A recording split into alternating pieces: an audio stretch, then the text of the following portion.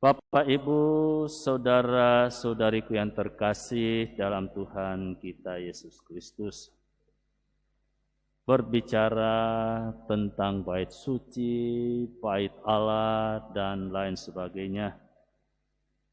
Itu berarti kita berbicara tentang sebuah bangunan suci masyarakat Yahudi, di mana di dalamnya disimpan tabut Perjanjian Lama. Tabut Perjanjian merupakan simbol penyertaan Allah atas mereka. Maka bait Allah adalah tempat kehadiran Allah dan disebut sebagai rumah Allah.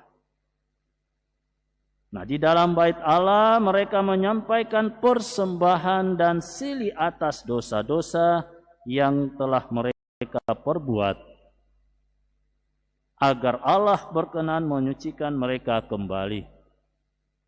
Itulah yang kita dengarkan dari bacaan pertama dan juga antifon pembukaan tadi. Bait Allah menjadi tempat sentral bagi kehidupan iman bangsa Yahudi. Bapak Ibu yang terkasih, bagi kita, terlebih kita yang hidup di zaman now ini, apalagi di zaman pandemi ini, kemana kita akan menemukan yang namanya bait Allah? Apakah gereja menjadi bait Allah kita? Apakah Basilika Santo Petrus di Vatikan adalah bait Allah kita? Ataukah karena ingin meneruskan tradisi Yahudi, maka kita pun menganggap bait Allah yang kini menjadi Masjid Al-Aqsa di Yerusalem adalah bait Allah kita? Bapak, Ibu, saudara-saudariku yang terkasih, sebagaimana yang kita dengarkan dari bacaan Injil, bagi kita bait Allah kita yang adalah pasti adalah Tuhan kita Yesus Kristus sendiri. Dia merupakan satu-satunya tempat di mana Allah secara nyata hadir dan menyertai siara hidup kita. Maka bukan persoalannya sekarang bait Allah itu ada di mana, tetapi apa arti bait Allah itu bagi kehidupan kita. Itulah yang penting bagi kita.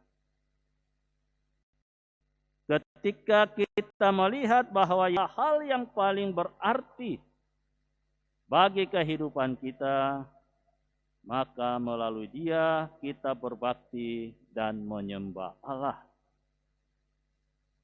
Melalui Dia pula kita menyampaikan persembahan dan silih atas dosa-dosa kita, dan Dia menjadi sosok sentral dalam kehidupan beriman kita, di mana kita yakin, yakni Tuhan Yesus sendiri, maka di sanalah bait Allah kita. Bapak, Ibu, saudara-saudariku yang terkasih, setiap saat kita menghadiri yang namanya perayaan Ekaristi. Nah, di dalam perayaan Ekaristi atau Misa Kudus, kita yakin Tuhan hadir dalam wujud hosti yang sudah dikonsekrir. Maka gereja menjadi bait Allah karenanya. Dia pernah bersabda, jika 2 atau 3 orang berkumpul dalam namaku, maka aku hadir.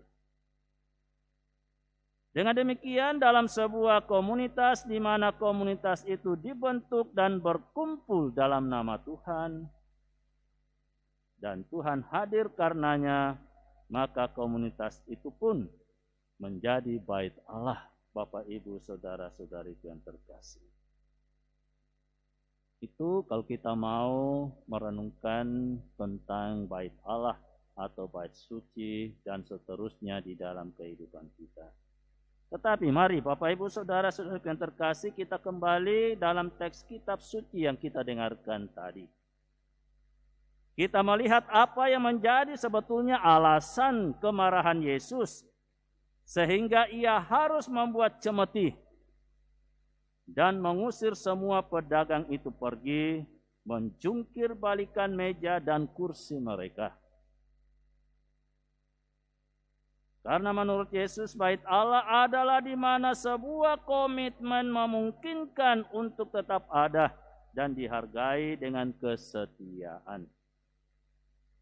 Allah sendiri telah membuktikan kesetiaannya pada bangsa Israel dan selalu menjaga komitmennya itu sehingga mengutus putranya yang tunggal Tuhan kita Yesus Kristus untuk datang menyelamatkan umat manusia.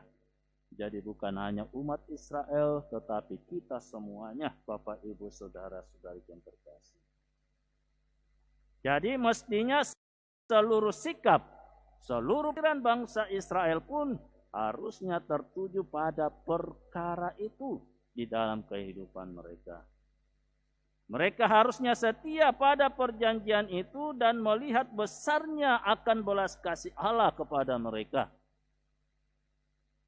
Namun apa yang terjadi, Bapak, Ibu, Saudara-saudari yang terkasih, di pelataran bait Allah atau bait suci, mereka memburu yang namanya kepentingan diri sendiri daripada upaya mendekatkan diri kepada Allah dalam hidup mereka.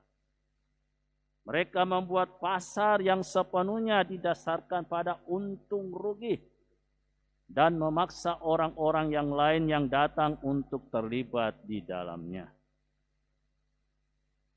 Bapak, Ibu, Saudara-saudari yang terkasih, mungkin kita berkata demikian, kan itu cerita masa lalu bangsa Israel atau sejarah kehidupan iman bangsa Israel kepada Allah. Tetapi marilah Bapak, Ibu, Saudara-saudari yang terkasih, kita mencoba membawa peristiwa itu di dalam kehidupan kita saat ini. Dalam masa Prapaskah ini kita mempersiapkan diri kita untuk menyambut kemuliaannya dalam kebangkitan yang menyelamatkan hidup kita. Kita akan menghayati bukan hanya penderitaannya, tetapi juga bagaimana perasaannya ketika melihat kehidupan kita saat ini, Bapak, Ibu, Saudara-saudari yang terkasih. Kita semuanya sudah dibaptis. Maka itu melalui baptisan yang telah kita terima, sebuah perjanjian baru telah dimaklumkan. Perjanjian antara kita dengan Allah Bapa melalui kesatuannya dengan Yesus Kristus dan Roh Kudus. Kita dibaptis dalam nama Bapa, Putra, dan Roh Kudus. Dengan demikian melalui baptisan kita masuk di dalam yang namanya babak baru, yaitu kehidupan rohani sebagai anak-anak Allah. Di dalam hidup kita, Ia hadir dan menyatu dalam kehidupan kita. Melalui kehidupan kita, Dia meneruskan karya penyelamatan bagi seluruh kehidupan. Maka hidup kita pun menjadi bait Allah. Jika kehidupan rohani kita menjadi bait Allah, maka pelataran bait Allah itu adalah kehidupan nyata yang diwarnai oleh tutur kata, gerak, dan dinamika jiwa dan raga kita masing-masing, Bapak, Ibu, Saudara-saudari yang terkasih.